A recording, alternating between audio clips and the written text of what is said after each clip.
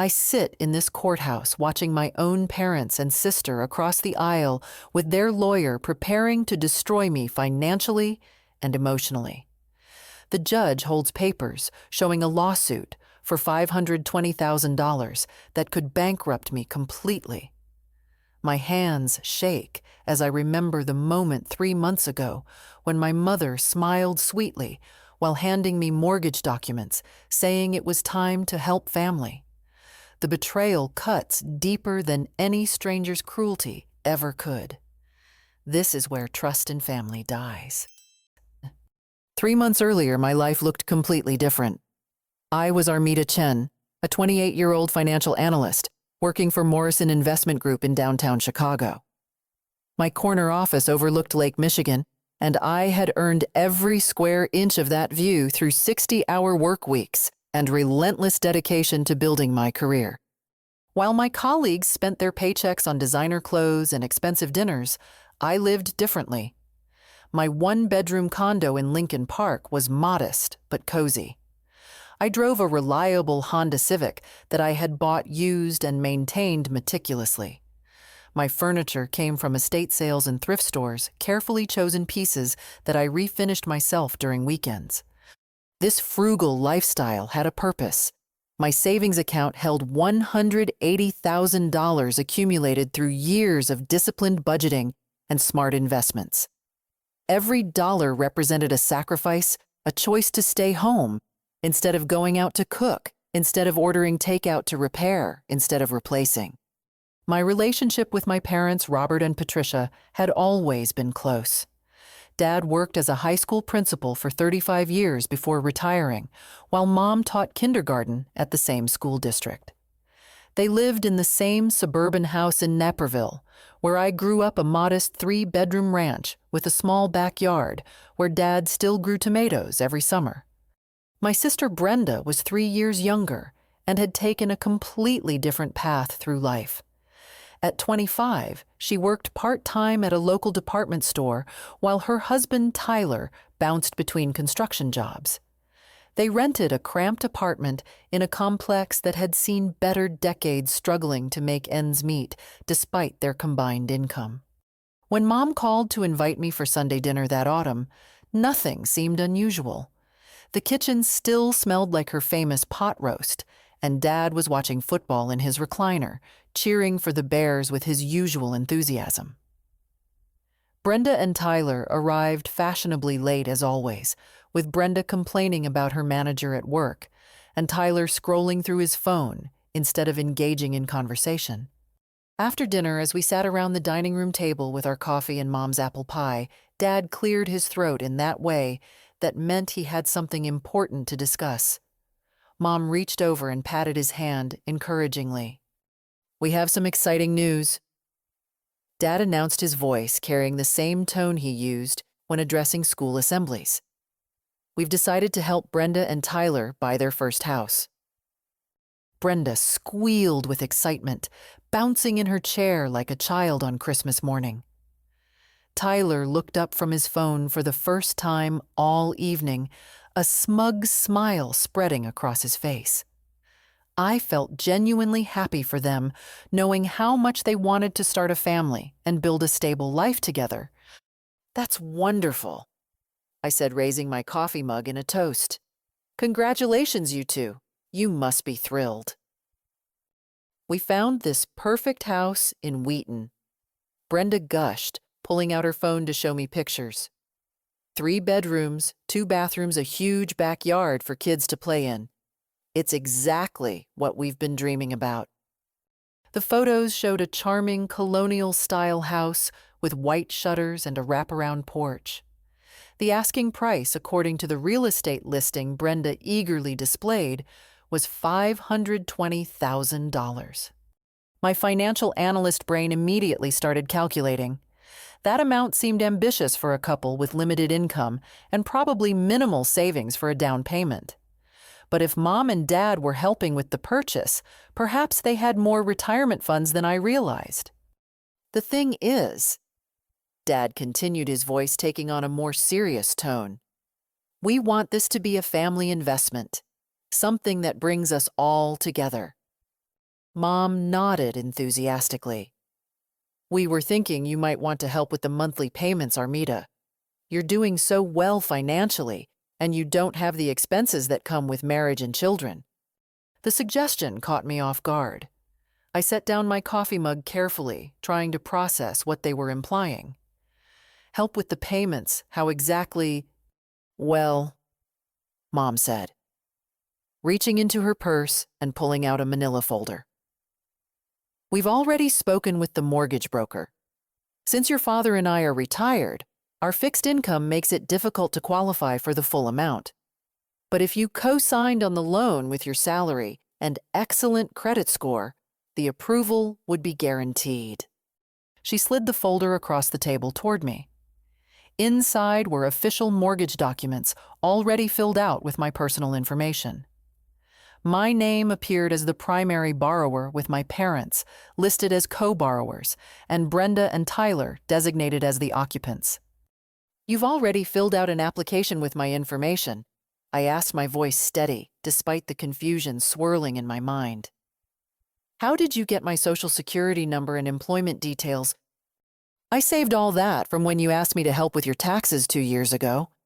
Mom replied casually, as if using someone's private financial information without permission was perfectly normal family behavior. Brenda reached across the table and grabbed my hands. Armida, this would mean everything to us. Tyler and I have been talking about starting a family, but we need stability first. We need a real home where we can raise children and build our future. Her eyes filled with tears, and I felt my heart soften, despite my growing unease about the situation. I understand how much this means to you both, I said carefully. But co-signing a mortgage is a huge financial responsibility. If something happened and you couldn't make the payments, I would be legally obligated to cover the full amount. Nothing's going to happen. Tyler spoke up for the first time, his tone defensive. I'm getting promoted to supervisor next month, and Brenda's planning to ask for more hours at the store. We can handle the monthly payments just fine.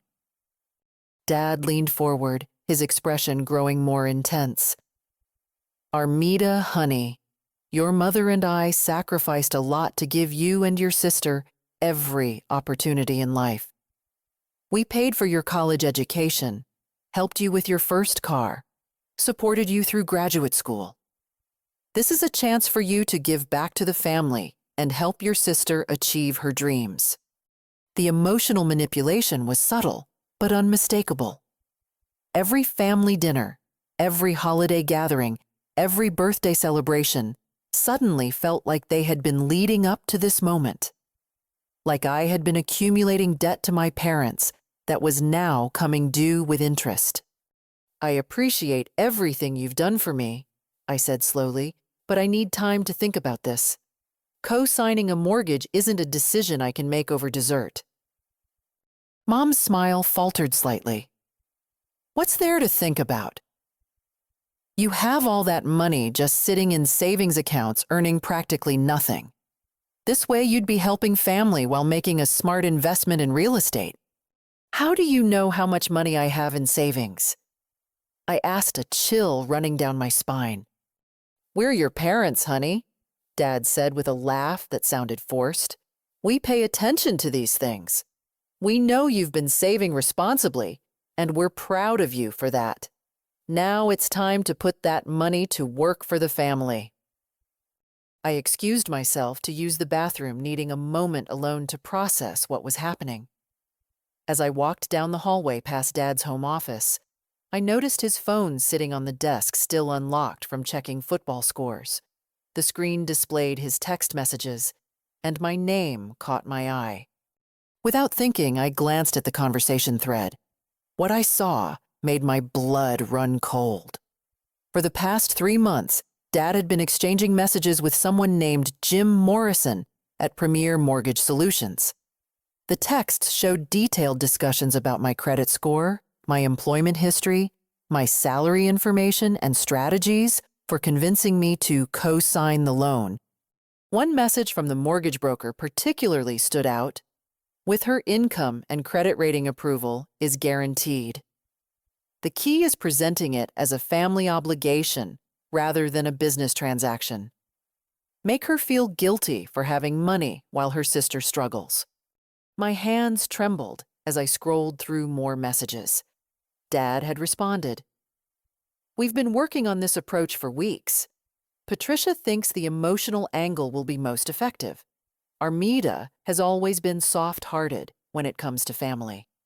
Another exchange showed them discussing my financial details with disturbing precision.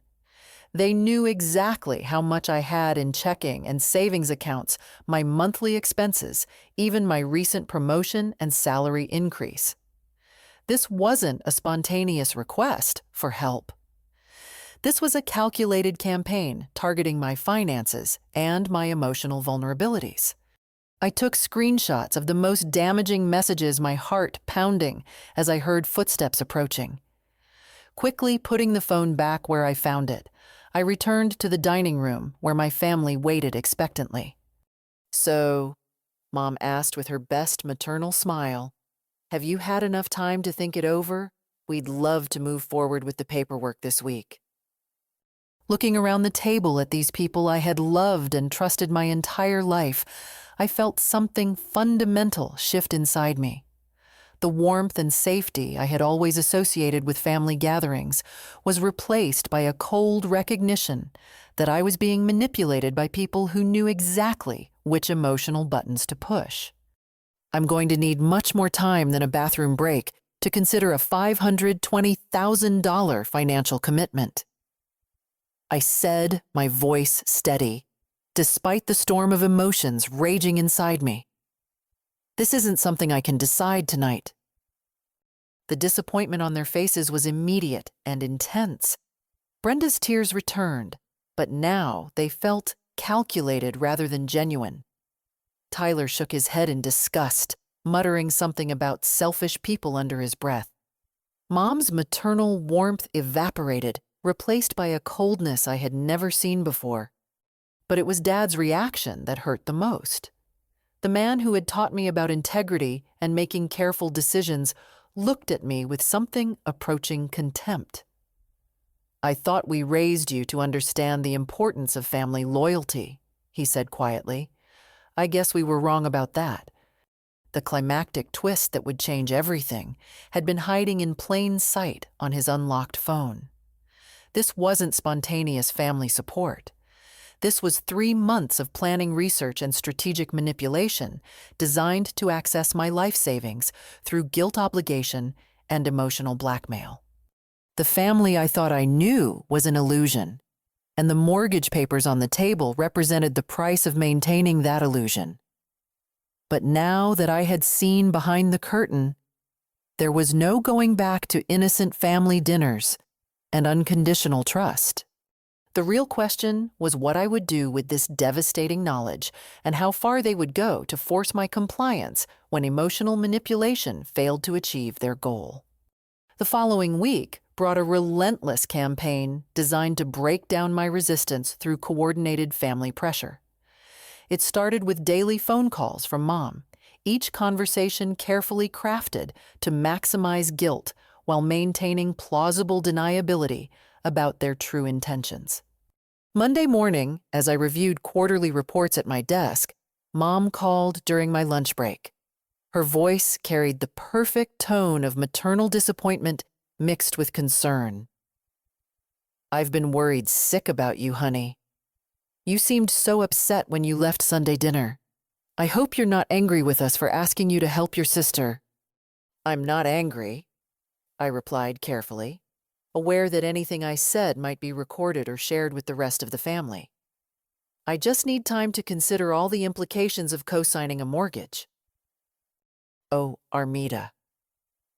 Mom sighed heavily. Sometimes I wonder if all that education and career success has made you forget what really matters in life. Family should always come first, before money or personal concerns. Tuesday brought a call from Dad using his principal voice that had intimidated countless students over the decades. Your mother is heartbroken, Armida. She spent 30 years teaching children about sharing and kindness, and now her own daughter won't help her sister in a time of need. This isn't about sharing, I countered. This is about a legal and financial obligation that could affect my credit and financial stability for 30 years. Your sister has been crying every night since Sunday. Dad continued ignoring my concerns entirely. She and Tyler were so excited about starting their family in that house. Now they're devastated thinking their own sister doesn't care about their happiness. By Wednesday, the emotional manipulation had expanded beyond my immediate family. My grandmother called from her assisted living facility in Florida, her voice weak but determined. "Sweetheart, your parents told me about Brenda's situation. When I was your age, families took care of each other without question. We didn't worry about contracts and legal documents when someone needed help." "Grandma," I said gently, "did they explain that they want me to co-sign a $520,000 mortgage? That's not the same as lending someone gas money or helping with groceries." $520,000, she repeated slowly. "That does sound like a lot of money. But honey, you're doing so well financially, and Brenda is struggling. Sometimes the successful children need to help lift up their siblings." Thursday brought Uncle Marcus into the campaign. Dad's younger brother called from his law office in Milwaukee, his voice carrying professional authority. "Armida, I've been practicing family law for 15 years, and I can tell you that co-signing for relatives is extremely common. With proper insurance and documentation, the risks are minimal." "What kind of insurance?" I asked, genuinely curious about his legal perspective. "Life insurance policies on the primary residence," he explained smoothly. "If something happened to Brenda and Tyler, the insurance would cover the mortgage balance. Plus, real estate is always a solid investment. You'd be building equity while helping family." But when I asked him to review the actual mortgage documents, Uncle Marcus became evasive. "I'm sure your parents' mortgage broker has everything properly structured. Family matters don't always need the same level of scrutiny as business transactions." Friday brought the most painful call of all. Aunt Helen, Mom's older sister, had always been my closest relative outside my immediate family. She was the one who taught me to bake cookies, took me shopping for my first professional wardrobe, and celebrated every career milestone with genuine pride. "Armida, baby," she said, her voice thick with emotion. "I hate being put in the middle of family drama, but I'm worried about what this conflict is doing to everyone. Your parents are beside themselves with worry, and Brenda is talking about moving away from Chicago entirely." Moving away? I asked, surprised by this new development. "She says she can't bear to stay in the city where her own sister rejected her dreams," Aunt Helen continued. "Tyler found a job opportunity in Phoenix, and they're considering starting over somewhere fresh." The manipulation was becoming more sophisticated, introducing consequences and ultimatums disguised as natural developments. If I didn't comply with their demands, I wouldn't just be disappointing my family. I would be driving my sister away entirely, breaking up the family structure that had defined my identity for nearly 3 decades. Saturday brought a family gathering that I hadn't been invited to, but learned about through social media posts. Photos showed everyone at Brenda's apartment celebrating her birthday with cake and presents. The absence was deliberate and pointed. I was being excluded from family events until I agreed to their demands. Sunday arrived with another mandatory family dinner, this time with the extended family present to witness my final answer. When I walked into the dining room, I found Uncle Marcus, Aunt Helen, and my cousin Jake all seated around the table with serious expressions. "We asked everyone here because this affects the whole family," Dad announced without preamble. "Armida's decision impacts not just Brenda and Tyler, but all of us who care about family unity and supporting each other." The mortgage documents sat in the center of the table like evidence in a trial. Brenda was visibly pregnant now, her hand resting protectively on her barely showing belly. The timing was either coincidental or strategically perfect. "I have news that makes this even more important," Brenda announced tearfully. "Tyler and I are expecting our first baby. This house isn't just about us anymore. It's about giving our child a stable home and a safe neighborhood to grow up in." The emotional manipulation reached its crescendo as each family member took turns explaining why my refusal would damage the family irreparably. Uncle Marcus spoke about legal precedent for family financial support. Aunt Helen shared stories about relatives who had helped each other during difficult times. Cousin Jake talked about the importance of successful family members lifting up those who were struggling. Throughout this orchestrated presentation, I noticed Mom and Dad exchanging meaningful glances and subtle nods. Their coordination was too smooth, too practiced for this to be spontaneous family concern. Every argument had been rehearsed, every emotional appeal carefully timed. "I understand everyone's concerns," I said finally, my voice steady despite the emotional assault I had endured. "But co-signing a mortgage is a serious legal and financial commitment that I cannot make based on family pressure alone. I need time to consult with financial advisors and review all the documentation thoroughly." The room fell silent, the disappointment palpable. Dad's face darkened with anger while Mom's expression shifted to cold calculation. Brenda sobbed dramatically while Tyler stood up and walked out of the room without a word.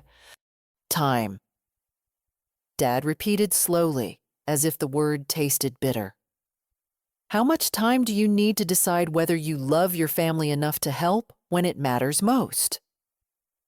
"I don't know," I replied honestly, "but rushing into a decision this significant wouldn't be responsible to anyone involved." Uncle Marcus cleared his throat professionally. "Armida, I have to tell you that from a legal standpoint, the family has already incurred expenses based on your verbal commitment. If you withdraw that commitment now, there could be financial consequences." "What verbal commitment?" I asked, genuinely confused. "I never agreed to co-sign anything. I asked for time to consider the proposal." "At last week's dinner," Mom interjected smoothly, "you said you understood how important this was to Brenda and that you wanted to help your sister achieve her dreams.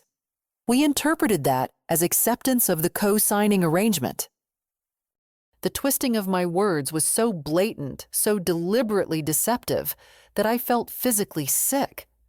They were creating a false narrative of my commitment to justify whatever legal action they were already planning.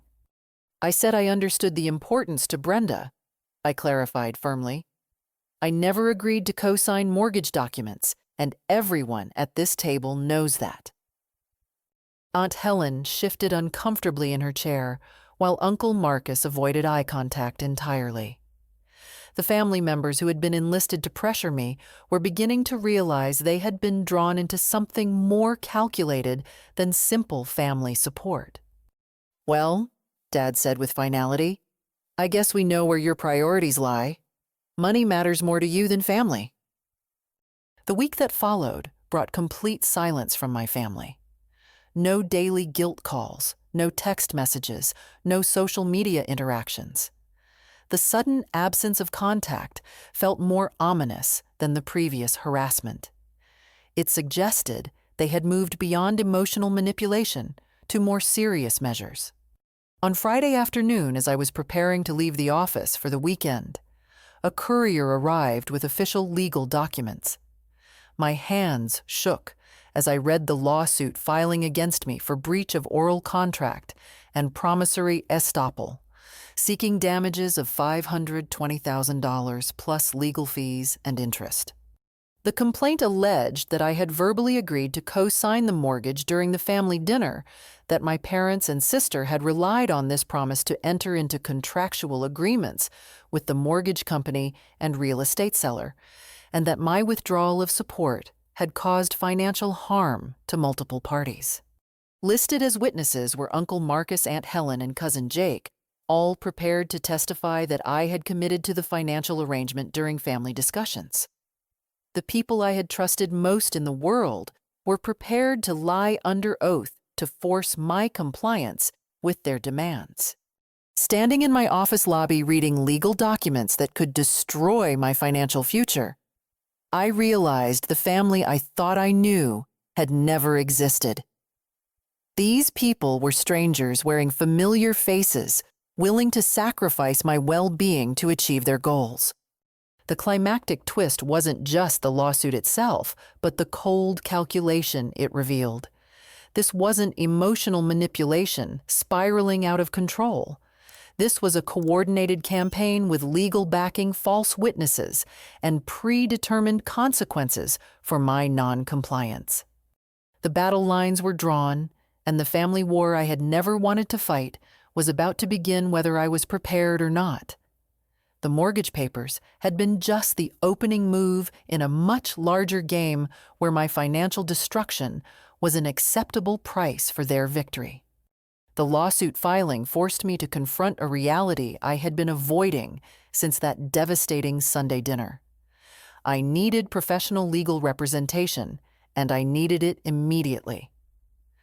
My friend Jessica from college had become a family law attorney, but she specialized in divorce proceedings rather than contract disputes. Still, she was the only lawyer I knew personally, and I trusted her judgment. Jessica's office occupied the 14th floor of a downtown Chicago high-rise with floor-to-ceiling windows overlooking the Chicago River. Her success was evident in the expensive furniture and modern artwork that decorated her corner office. More importantly, her reputation for fierce advocacy had made her one of the most sought-after attorneys in the city. "This is absolutely insane," Jessica said after reviewing the lawsuit documents. Her usually composed demeanor cracked as she read through the allegations. "Your own parents are claiming you made a verbal contract to assume a $500,000 debt, and they have witnesses prepared to commit perjury." "Apparently so," I replied, sinking deeper into the leather chair across from her desk. "I keep thinking I'm going to wake up from this nightmare, but the legal papers seem pretty real." Jessica set the documents aside and pulled out a yellow legal pad. "Tell me everything that happened from the very beginning. Don't leave out any details, no matter how insignificant they seem." For the next 2 hours, I walked her through every conversation, every phone call, every family gathering related to the mortgage situation. I showed her the screenshots from Dad's phone that revealed the coordinated planning, and I explained the systematic pressure campaign that had followed my refusal to co-sign. "This isn't just family dysfunction," Jessica concluded after taking extensive notes. "This is a conspiracy to commit fraud with elements of identity theft and possible criminal behavior. Your parents obtained your personal financial information without authorization and used it to complete mortgage applications." She recommended David Sullivan, a litigation attorney who specialized in financial fraud cases.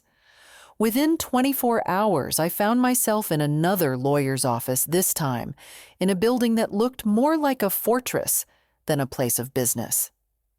David's office walls were lined with law books and framed articles about high-profile cases he had won. David Sullivan was everything Jessica had promised: brilliant, aggressive, and absolutely ruthless when protecting his clients' interests. His silver hair and expensive suit projected authority, while his sharp blue eyes missed nothing as he examined the evidence I had brought. "Your family has made several critical mistakes," he said with satisfaction after reviewing the case materials. "First, they've created a paper trail of their planning and coordination. Second, they've involved multiple witnesses who can be cross-examined under oath. Third, they've filed a lawsuit based on claims that are easily disproved through timeline analysis and documentation." The discovery process began immediately. David's team requested all communications between my parents and the mortgage broker, all financial records related to the house purchase, and all documentation of my supposed verbal agreement. He also initiated a thorough investigation into the real estate transaction itself, suspecting that the timeline of events would reveal additional problems with their case. Meanwhile, the emotional toll of fighting my own family was becoming overwhelming. I had always prided myself on being strong and independent, but the betrayal cut deeper than any professional setback or romantic disappointment ever could. Sleep became elusive, work performance suffered, and anxiety attacks struck without warning throughout the day. My colleague Sandra noticed the change during a Monday morning team meeting. "Armida, you look exhausted. Is everything okay?" I had been trying to keep my personal problems separate from my professional life, but the stress was becoming impossible to hide. "I'm dealing with some family legal issues," I said vaguely, hoping to avoid detailed explanations. But Sandra was persistent and genuinely concerned.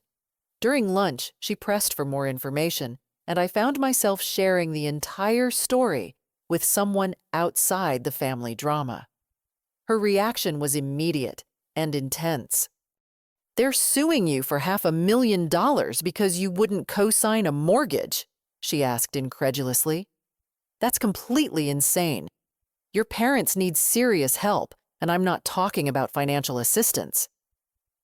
Having an objective perspective on the situation helped me realize how abnormal my family's behavior truly was. From the outside, their actions looked like criminal conspiracy rather than family dysfunction. Sandra's support also reminded me that I had relationships beyond my biological family, people who cared about my well-being without expecting financial compensation. 3 weeks into the legal proceedings, David called with significant developments from the discovery process. "We need to meet immediately," he said, his voice carrying excitement that suggested good news for our side. His office conference room contained boxes of documents that his team had obtained through legal subpoenas. The evidence painted a picture of deception that went far beyond what I had suspected during those initial family dinners. "The real estate transaction has some very interesting irregularities." David began spreading documents across the mahogany table. "The house your sister supposedly fell in love with was purchased by your parents 3 months before they ever mentioned it to you. They've been the legal owners this entire time. The property deed showed my parents' names as the purchasers with a closing date that preceded our first conversation about the mortgage by 12 weeks. The $520,000 purchase price had been financed through a mortgage that my father had co-signed, but the monthly payments were far beyond their retired income capacity. This suggests they were already in financial trouble before they approached you," David continued. "The mortgage they want you to co-sign isn't for Brenda's house purchase. It's to refinance their own debt using your superior credit rating and income." Additional documents revealed the house's assessment history. The property had been appraised at $440,000 just 6 months earlier, but the purchase price was $80,000 above market value. Either my parents had been deceived by an unscrupulous seller, or they had deliberately overpaid for reasons that weren't yet clear. "Who was the real estate agent, Wei?" I asked, studying the transaction paperwork. "Someone named Jennifer Walsh from Suburban Premier Properties," David replied. "And here's where it gets interesting. Jennifer Walsh is married to Tyler's brother, Craig." The family connection explained the inflated purchase price.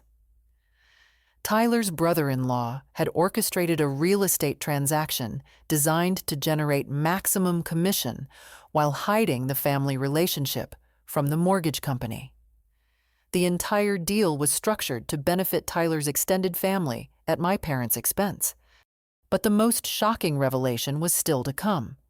David's investigator had conducted thorough background checks on all the parties involved in the lawsuit, uncovering information that completely reframed the entire situation.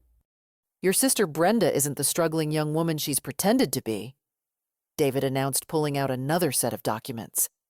"She and Tyler own a rental property in Aurora worth approximately $200,000. They purchased it 18 months ago using Tyler's inheritance from his grandfather." The rental property records showed monthly income of $1,800 from tenants, providing Brenda and Tyler with steady passive income that they had hidden from the family. Their apparent financial struggles were completely fabricated, designed to justify the need for family assistance they didn't actually require. "The inheritance from Tyler's grandfather was substantial," David continued. $250,000 plus additional investments that bring their total assets to over $400,000. They're not struggling young newlyweds. They're real estate investors using your parents to expand their portfolio. Bank records obtained through the discovery process showed a pattern of financial manipulation that spanned more than 2 years. Tyler had been systematically hiding income from various sources while presenting himself as an unreliable construction worker. His actual employment was with a financial services company, where he earned a base salary of $75,000 annually, plus commissions that frequently pushed his income above 6 figures. Brenda has been complicit in this deception from the beginning. David explained, showing me employment records that contradicted everything I had been told about her situation. "She doesn't work part-time at a department store. She's a licensed real estate agent working for the same company as Jennifer Walsh. This entire situation was designed to generate commissions and acquire property using other people's money." The pregnancy announcement that had been used to pressure me was also suspicious. Medical records subpoenaed through the legal process showed no evidence of prenatal care or pregnancy-related medical expenses. Either Brenda was lying about being pregnant, or she was hiding her medical care to maintain the illusion of financial hardship. "So my sister and her husband have been lying about everything," I said slowly, trying to process the scope of their deception. Their income, their assets, their employment, possibly even the pregnancy. And they convinced my parents to mortgage their house to fund what amounts to a real estate investment scheme. "That's exactly right," David confirmed. "But here's what I think happened next. Your parents realized they couldn't afford the mortgage payments on their retirement income, so they hatched this plan to force you into co-signing a refinance loan. The lawsuit was always the intended outcome if you refused to comply voluntarily. The climactic twist was the complete reversal of everything I had believed about the situation. Brenda wasn't a struggling sister in need of help. She was a real estate professional orchestrating a complex financial fraud. Tyler wasn't an unreliable worker seeking stability. He was a financial services employee using his expertise to manipulate family members. My parents weren't generous supporters helping their younger daughter achieve the American dream. They were desperate co-conspirators trying to escape their own financial mistakes by forcing their older daughter to assume responsibility for debts they couldn't afford. The family I thought I knew had been performing elaborate roles designed to extract money from me through guilt obligation and ultimately legal coercion. Every tear, every emotional appeal, every expression of disappointment had been calculated manipulation in service of a predetermined goal.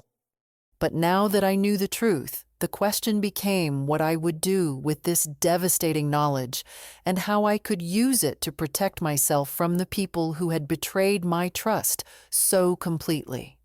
Armed with the evidence David's investigation had uncovered, I felt a mixture of vindication and horror. Vindication, because my instincts about the manipulation had been correct, and horror, because the scope of the deception far exceeded anything I could have imagined. But Brenda and Tyler's financial fraud was just the beginning of a much larger conspiracy. David arranged a meeting with my parents' attorney, hoping to resolve the lawsuit through settlement negotiations now that we had evidence of their client's dishonesty. The meeting took place in a neutral conference room at the Chicago Bar Association building, designed to facilitate difficult conversations between opposing parties. My parents' lawyer, William Hartley, was a solo practitioner who specialized in family disputes and small business litigation. His office address was in a strip mall, and his credentials were modest compared to David's prestigious background. But he carried himself with confidence as he presented their position. My clients maintain that Ms. Chen made a verbal commitment to co-sign the mortgage during family discussions. Hartley began consulting notes that looked suspiciously coached. They have multiple witnesses who will testify to her agreement, and they relied on that promise to enter into financial obligations. David smiled coldly and opened his briefcase. "Your clients have committed multiple felonies," he responded, placing copies of the evidence on the conference table. "Identity theft, mortgage fraud, real estate fraud, and conspiracy to commit fraud. Would you like to review the documentation before we discuss settlement terms?" For the next hour, David systematically dismantled every aspect of their case. He showed how my parents had obtained my personal information without authorization, how they had misrepresented their financial situation to the mortgage company, and how they had conspired with Brenda and Tyler to create false narratives about family financial needs. Hartley's confidence evaporated as he reviewed the evidence. The property ownership records the hidden assets. The family connections to the real estate agent and the timeline of events all pointed to a coordinated scheme that had nothing to do with helping a struggling young couple buy their first home. "This is all very interesting," Hartley said weakly, "but it doesn't change the fact that your client made promises to her family that she's now trying to break." David leaned forward with predatory intensity. "Actually, it changes everything, because now we're not just defending against a frivolous lawsuit. We're preparing criminal referrals to the FBI's Financial Crimes Unit and the Illinois State Attorney's Office." The threat of criminal prosecution shifted the entire dynamic of the legal battle. What had started as a family dispute over mortgage co-signing had escalated into a potential federal case involving multiple felonies. Hartley requested a recess to consult with his clients about the new developments. While we waited for their response, David's investigation team continued uncovering additional layers of fraud. The discovery process had revealed financial irregularities that extended far beyond the current mortgage situation. "We need to examine your parents' financial history more closely," David explained during our next meeting. "The evidence suggests this pattern of behavior didn't start with Brenda's house purchase." A forensic accountant named Margaret Stevens joined our legal team specializing in financial fraud investigation for high-stakes litigation.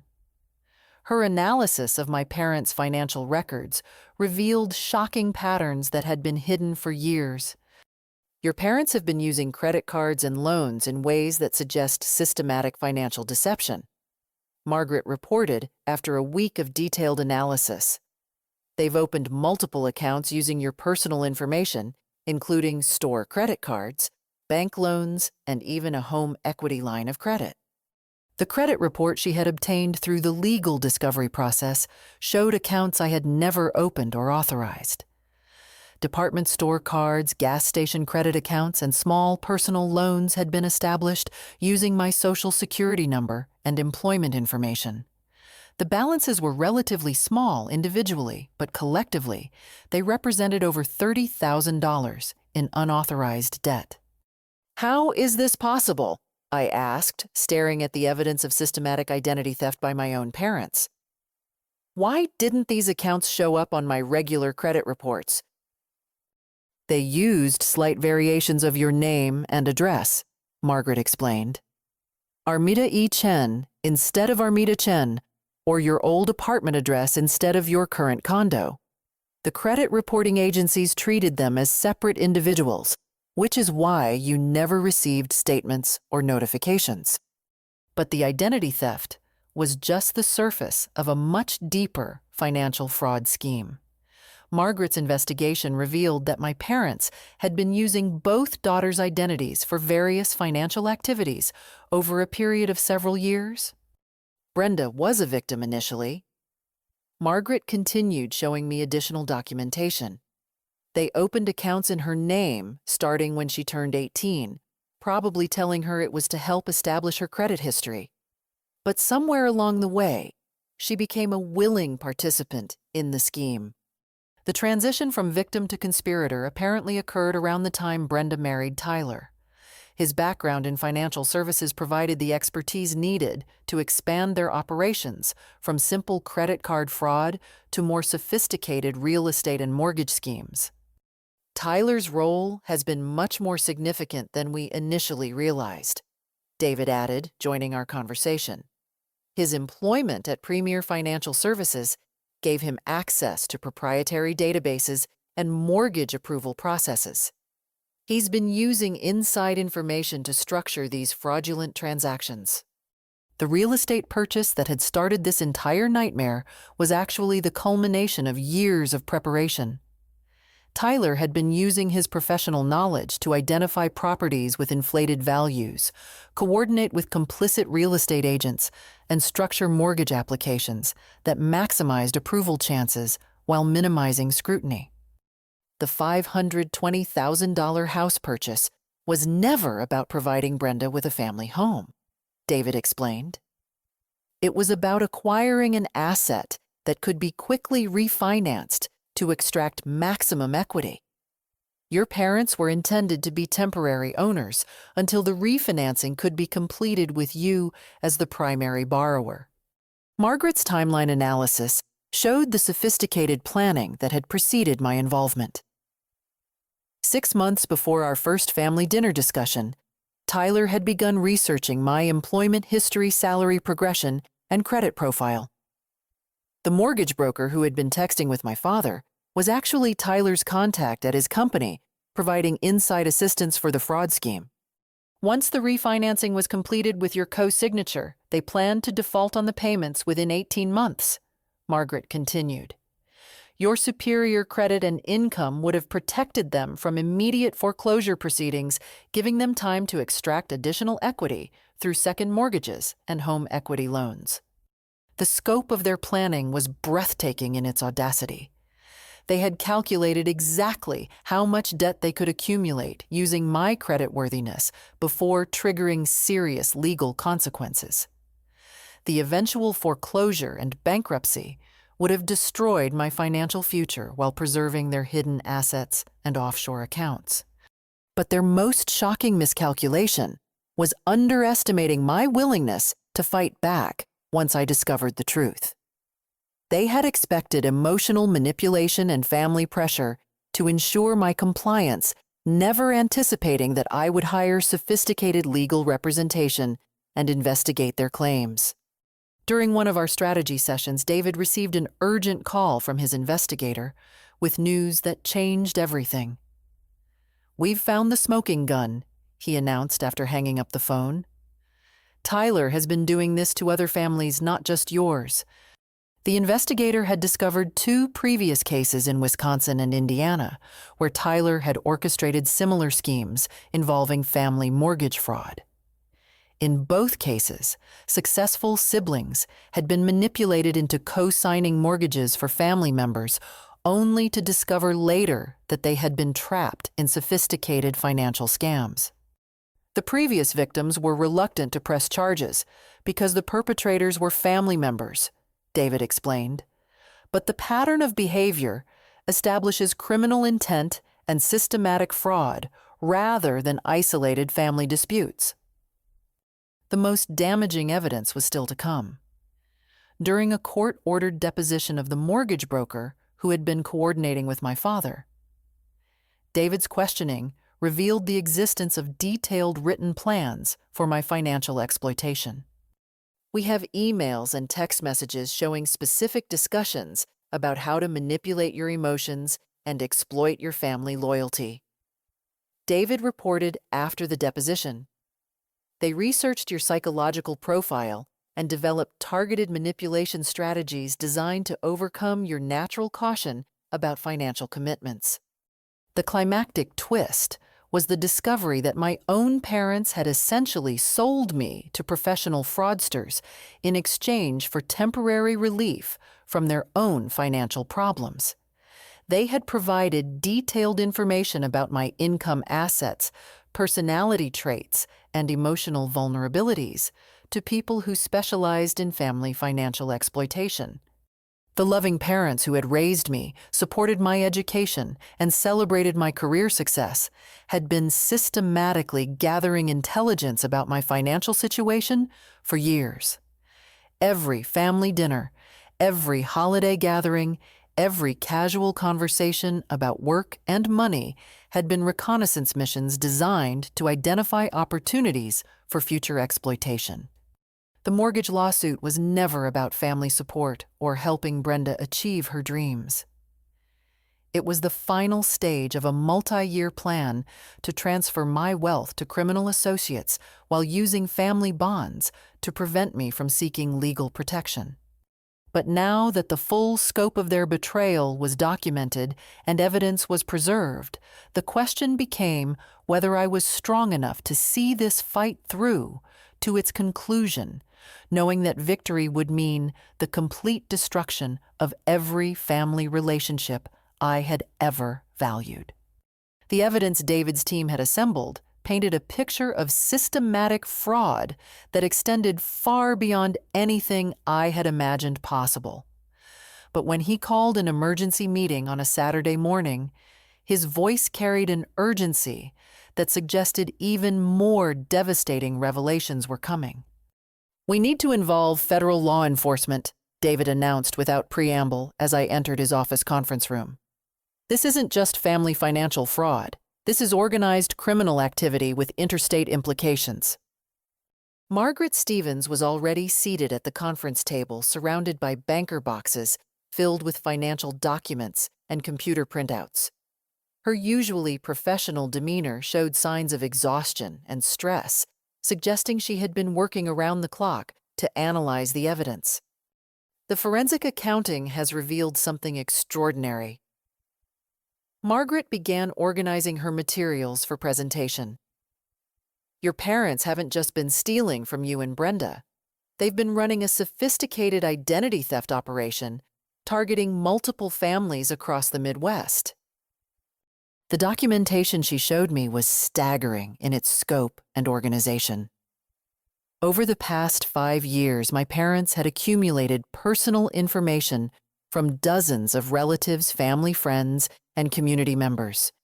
Social security numbers, employment histories, financial account details, and credit profiles had been systematically collected and cataloged. Your father's position as a high school principal gave him access to student and family information. Margaret explained, showing me spreadsheets that contained hundreds of names and corresponding data points. Your mother's role as an elementary teacher provided similar access to younger families. They were using their professional positions to gather intelligence for criminal purposes. The scope of their operation included former students who had achieved financial success after graduation, fellow teachers and administrators with substantial retirement savings, and parents of students who had shared financial information during college planning meetings. My parents had essentially turned their entire professional network into a target database for identity theft and financial fraud. The mortgage scheme involving Brenda's house was just one of multiple active operations. David continued showing me a timeline that revealed parallel fraud attempts targeting other victims. They've been coordinating with Tyler and other associates to run similar scams in Wisconsin, Indiana, and Michigan. But the most shocking revelation was still to come. Margaret opened another file containing documents that would forever change how I understood my family's history and my own relationship with my parents. This financial fraud operation has been funding your parents' lifestyle for over a decade. She announced, her voice heavy with the implications. Their teacher and principal salaries were never sufficient to support their standard of living, pay for your college education, or maintain their house and cars. The financial analysis showed that my parents' legitimate income had been consistently below their expenses since my sophomore year of college. Every family vacation, every new car purchase, every home improvement project had been financed through stolen money obtained by exploiting their professional positions and family relationships. Your college tuition wasn't paid through parental sacrifice. Margaret continued each word hitting me like a physical blow. It was paid using money stolen from other families through identity theft and credit fraud. Your graduate school expenses your first car. Every financial gift they ever gave you was purchased with stolen funds. The documentation was irrefutable. Bank records showed deposits that far exceeded their salaries, with money coming from accounts opened in other people's names. Credit card purchases were made using fraudulent accounts, then paid off with cash obtained through additional identity theft schemes. "They've been professional criminals for years," David said quietly, recognizing the emotional devastation this revelation was causing. "Your success in life was built on the financial destruction of innocent families who trusted them with their personal information." But even this shocking revelation wasn't the end of their criminal activities. Margaret's investigation had uncovered evidence that my parents' fraud operation had been expanding rapidly in recent years, with plans for much larger and more sophisticated schemes. They were preparing to retire from teaching and education. Margaret explained, showing me retirement planning documents that revealed their true intentions. But instead of living on pension income, they planned to expand their financial fraud activities into a full-time criminal enterprise. The mortgage scheme targeting me was intended to provide startup capital for a major expansion of their identity theft operation. With access to my income and credit rating, they could have qualified for business loans, investment accounts, and real estate purchases that would have supported much larger criminal activities. Tyler's role was crucial to this expansion plan. David added, showing me communications that revealed the full scope of their conspiracy. His background in financial services provided expertise they needed to launder stolen money through legitimate business activities and real estate investments. The plan they had developed was sophisticated enough to have generated millions of dollars in stolen wealth while avoiding detection by law enforcement agencies. They had researched money laundering techniques, offshore banking procedures, and asset protection strategies typically used by organized crime syndicates. But perhaps most disturbing was the discovery that I hadn't been their only target among family members. Margaret's analysis showed similar approaches had been made to successful cousins, family friends, and even some of their former students who had achieved financial success after graduation. They maintained detailed profiles on potential victims. Margaret explained, showing me files that contained psychological assessments and manipulation strategies tailored to specific individuals. "Your profile was one of the most detailed because you represented their highest value target." The file with my name contained information that went back to my teenage years. They had been tracking my academic performance, career progress, relationship status, and financial growth since high school graduation. Every conversation about my job, every discussion of salary increases or promotions, every detail about my savings and investments had been carefully documented for future exploitation. They knew exactly which emotional buttons to push because they had been studying your psychology and decision-making patterns for over a decade. David said, his voice reflecting both anger and professional admiration for the sophistication of their manipulation techniques. The climactic twist was the realization that my entire relationship with my parents had been a carefully maintained facade designed to position me for eventual financial exploitation. Every expression of pride in my achievements, every celebration of my career success, every moment of apparent parental love had been calculated investment in their long-term criminal plans. The people I had trusted most in the world weren't loving parents who had made mistakes or poor decisions. They were career criminals who had been grooming me since adolescence to become their primary victim when the time was right for maximum financial extraction. But the evidence Margaret and David had assembled would also become the foundation for bringing down their entire criminal operation and ensuring that other potential victims would be protected from their sophisticated manipulation techniques. The question now was whether I was psychologically prepared to take the final steps necessary to see justice served, knowing that my actions would result in federal criminal charges against the people who had raised me and shaped my understanding of family loyalty and love. The battle between family bonds and moral obligation was about to reach its ultimate test with the stakes, including not just my own financial future, but the protection of countless other potential victims who remained unaware of their danger. The evidence of my parents' extensive criminal operation created an opportunity for something beyond mere self-defense. I could become part of the solution that protected other families from experiencing the betrayal and financial destruction that had nearly destroyed my life. The decision to move from victim to active participant in their prosecution wasn't easy, but it felt morally necessary.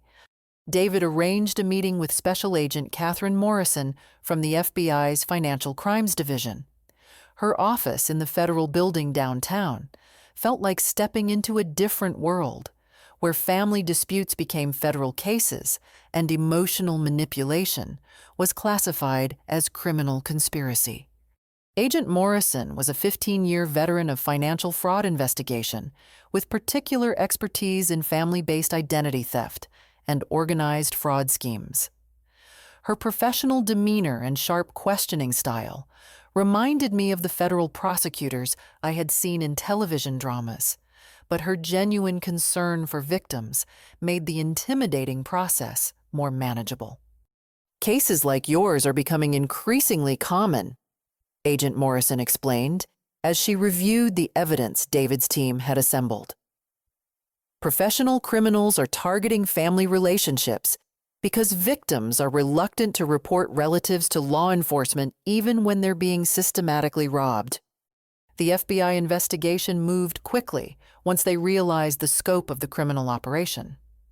Federal search warrants were executed simultaneously at my parents' house Tyler's apartment and the offices of Premier Financial Services.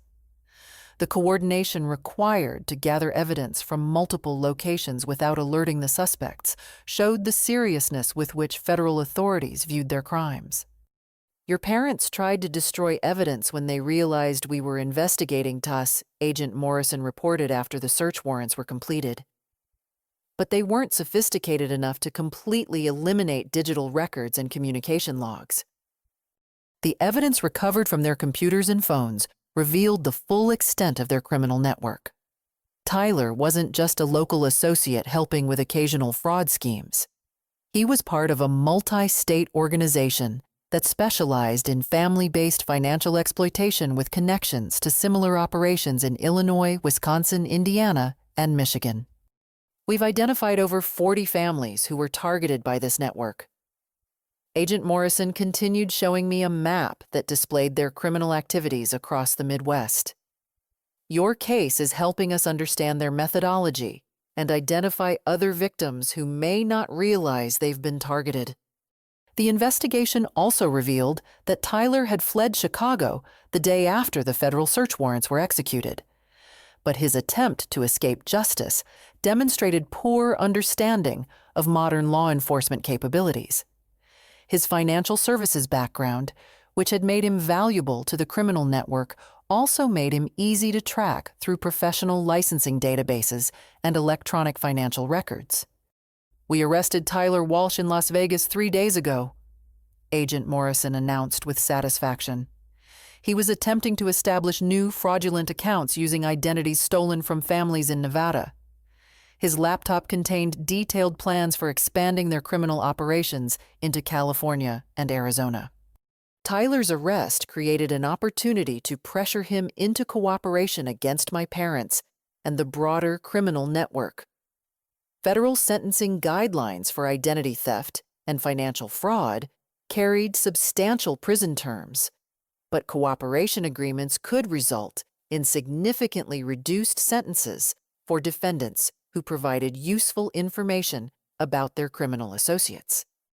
Tyler has agreed to testify against your parents and provide information about other members of the criminal network.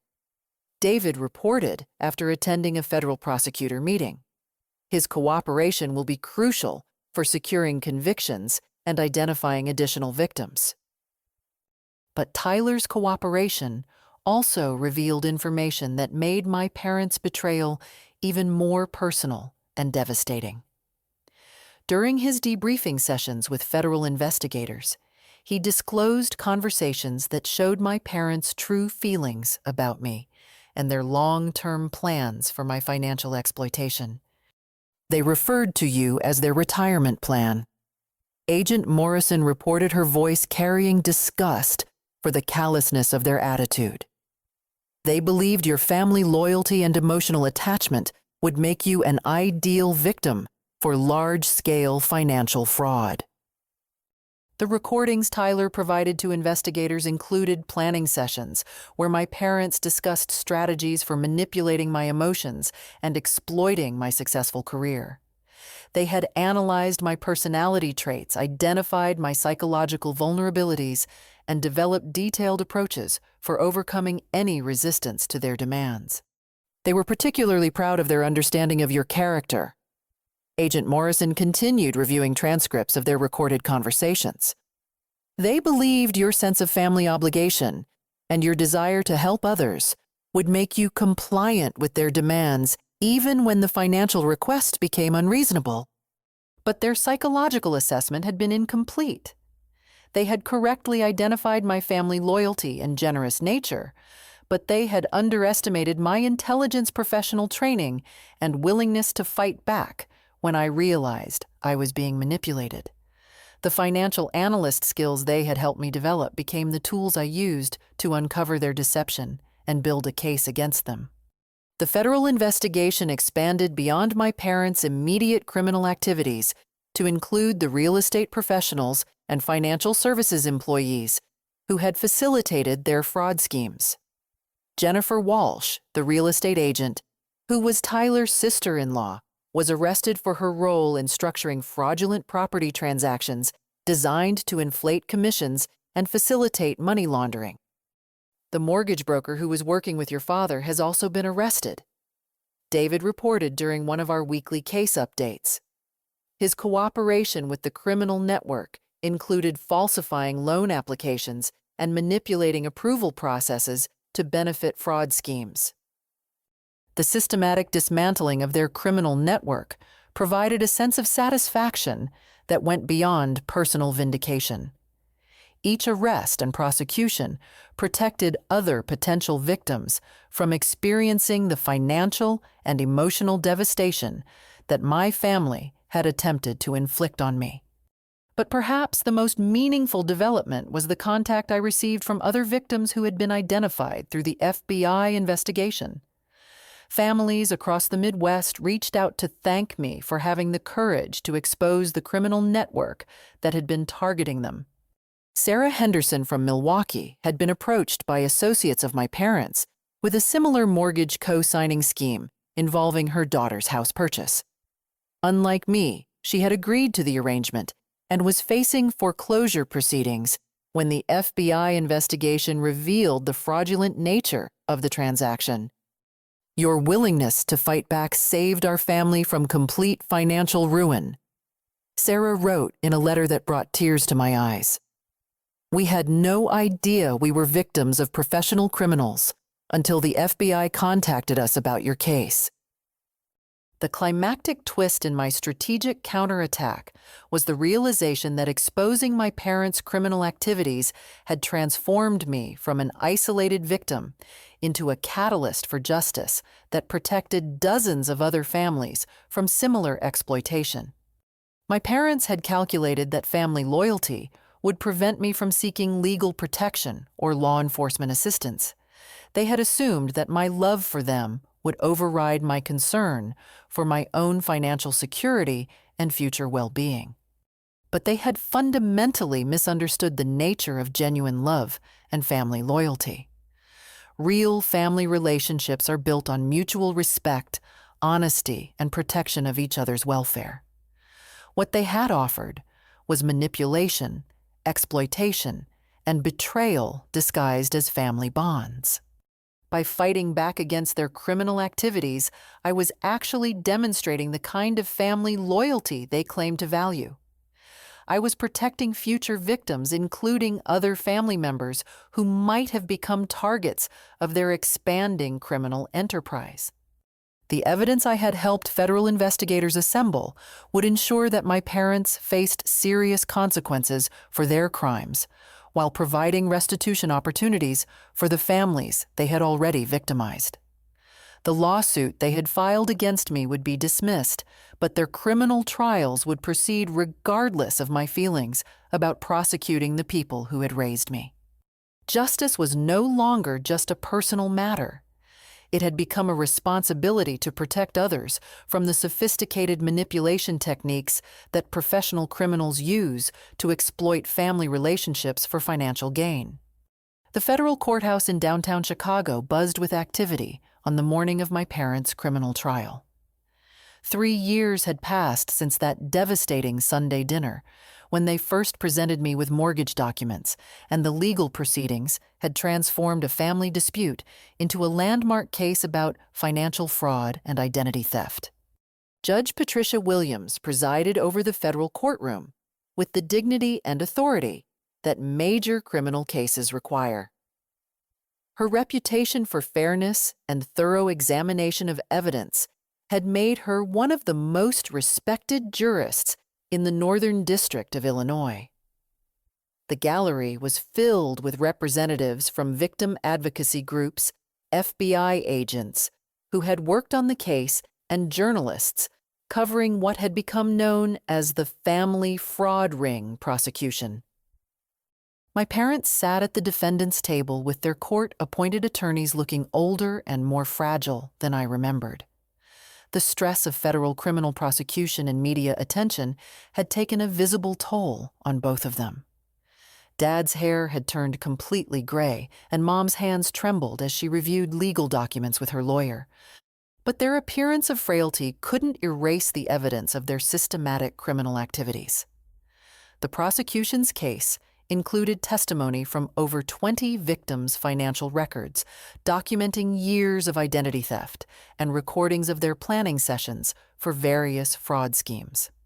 Assistant United States Attorney Michael Rodriguez presented the government's case with methodical precision, building a comprehensive picture of organized criminal activity that had victimized families across multiple states. His opening statement clearly outlined the scope and sophistication of their crimes.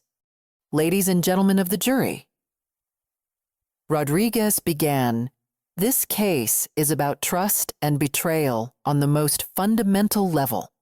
These defendants used their positions as educators and community members to gain access to personal information, which they then used to systematically steal money from families who trusted them."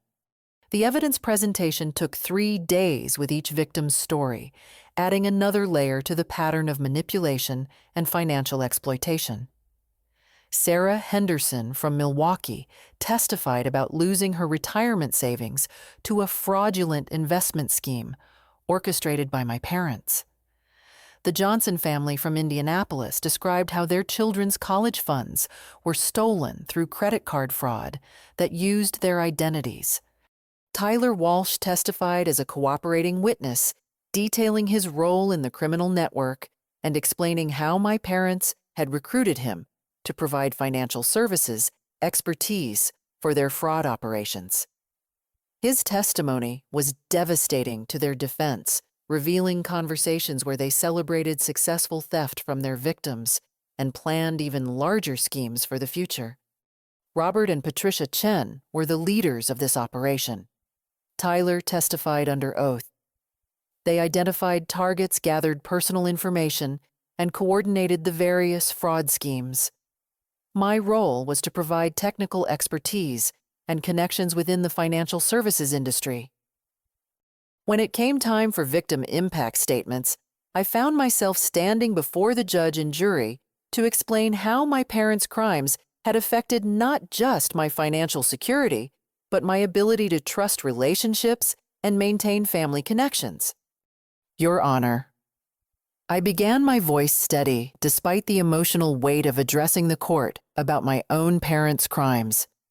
The defendants taught me about honesty, integrity, and family loyalty throughout my childhood.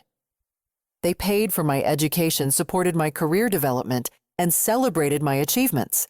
But I now know that everything they provided was purchased with money stolen from other families.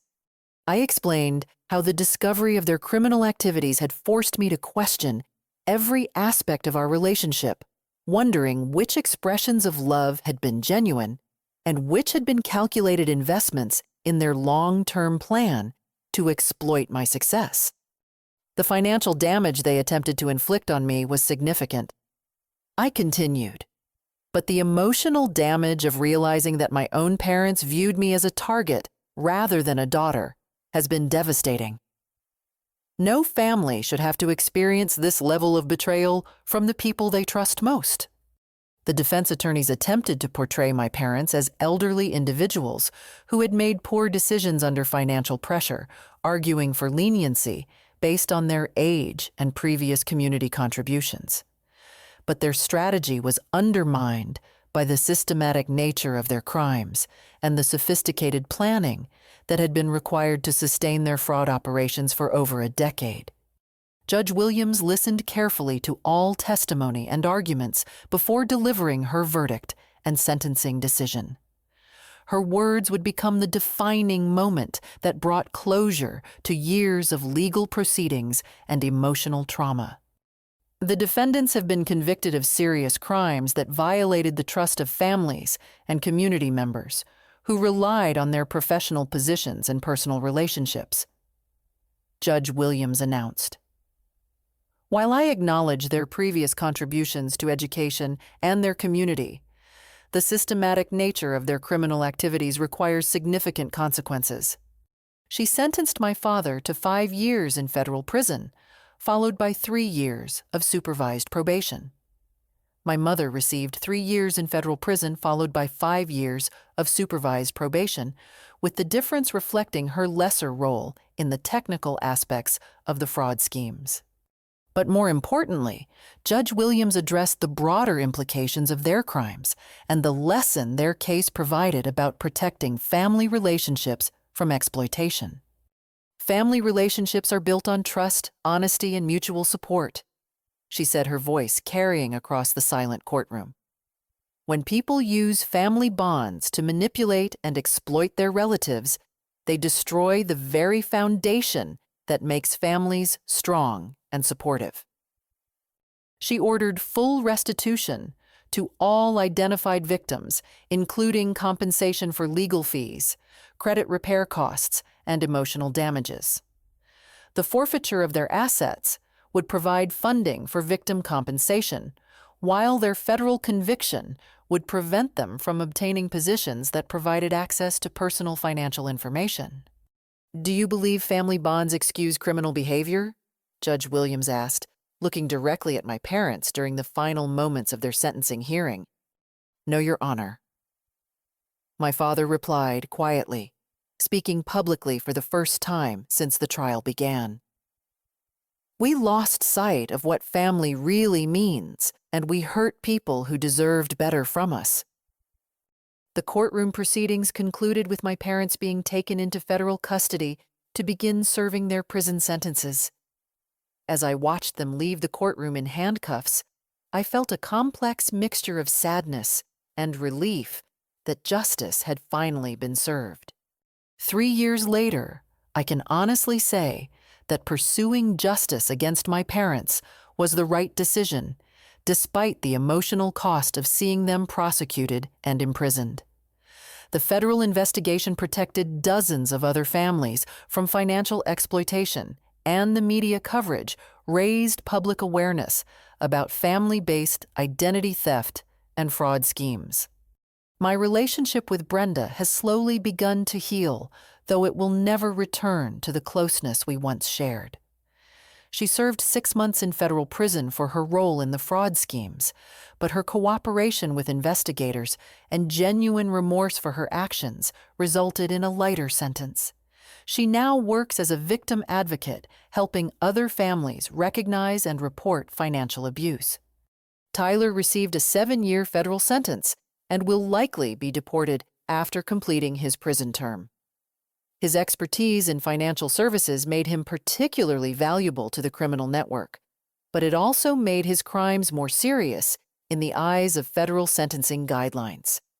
The house that started this entire nightmare was sold to pay victim restitution, with the proceeds distributed among the families my parents had victimized over the years. Brenda and her daughter now live in a modest apartment, rebuilding their lives with honest work and genuine relationships. As for me, the experience fundamentally changed my understanding of family trust and personal boundaries. I learned that real love means protecting people from harm, not exploiting their vulnerabilities for personal gain. I discovered that family loyalty should never require sacrificing your own welfare or enabling harmful behavior. I also learned that fighting back against manipulation and abuse isn't selfish or disloyal. It's an act of love that protects both yourself and potential future victims from experiencing similar harm. My career has flourished in ways I never expected. The skills I developed during the legal battle, combined with my experience as a victim of financial fraud, led to opportunities in forensic accounting and victim advocacy. I now help other families recognize and respond to financial exploitation, turning my painful experience into a way to protect others. The relationship skills I learned through therapy have helped me build healthier connections with friends and colleagues who demonstrate genuine care and respect for my welfare. I've discovered that chosen family can be just as meaningful as biological family, sometimes more so. Most importantly, I learned that you can love people while still protecting yourself from their harmful choices. Forgiveness doesn't require accepting ongoing abuse or enabling criminal behavior. You can wish someone well while maintaining boundaries that keep you safe from their negative actions. The mortgage papers my parents presented that Sunday evening represented much more than a financial transaction.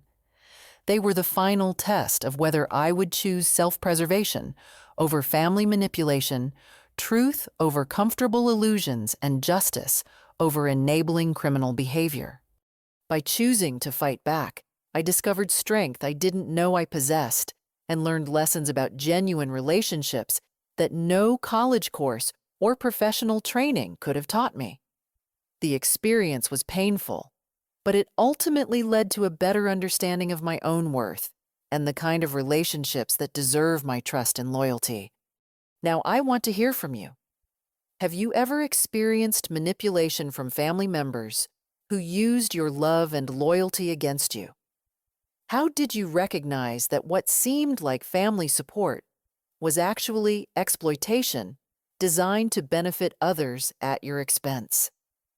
Share your thoughts in the comments below, and don't forget to like this story if it resonated with your own experiences with family dynamics and boundary setting. Please subscribe for more stories about overcoming betrayal and building healthier relationships, and share this story with anyone who might benefit from learning about the warning signs of family financial manipulation. Together, we can help protect other families from experiencing the kind of systematic exploitation that nearly destroyed my financial future and emotional well-being. Thank you for listening to my story, and remember that choosing to protect yourself from harmful people isn't selfish, even when those people are family members. Your safety and well-being matter, and you deserve relationships built on genuine love and mutual respect rather than manipulation and exploitation.